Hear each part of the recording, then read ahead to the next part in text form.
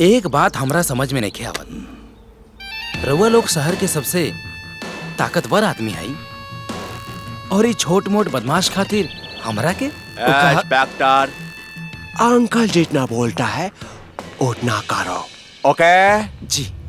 अरे भैया, इस शहर के बड़ा ही ईमानदार, कर्तव्यनिष्ठ और लगनशील दरोगा बाड़े। हाँ भैया, ये दरोगा जी के पंजा के सिकंजा से बच ना पाए भैया। ऑफिसर, आपको जो करना हो वो कीजिए, मुझे सिर्फ मेरी बेटी वापस चाहिए। निफिकिर होके सुती, हम रातों रात राउर बेटी के खोज निकालब। चला तानी।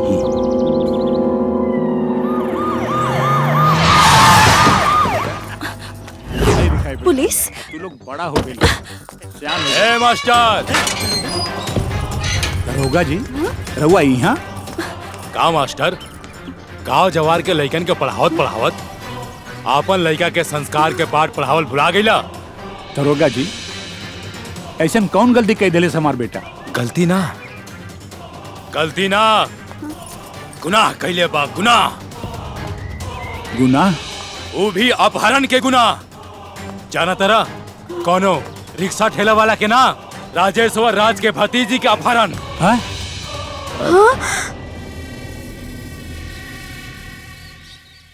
आईपीसी के धारा 363 लागल बा।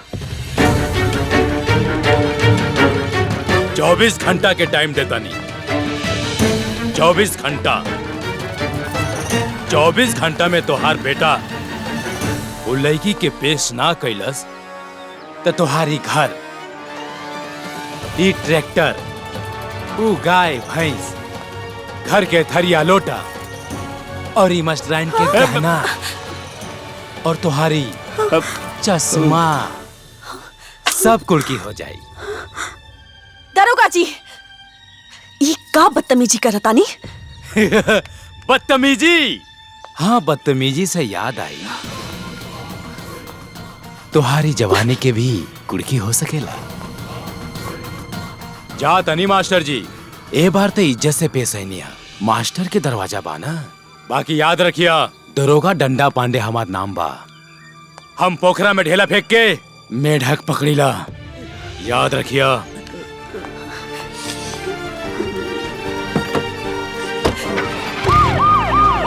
रात बैठी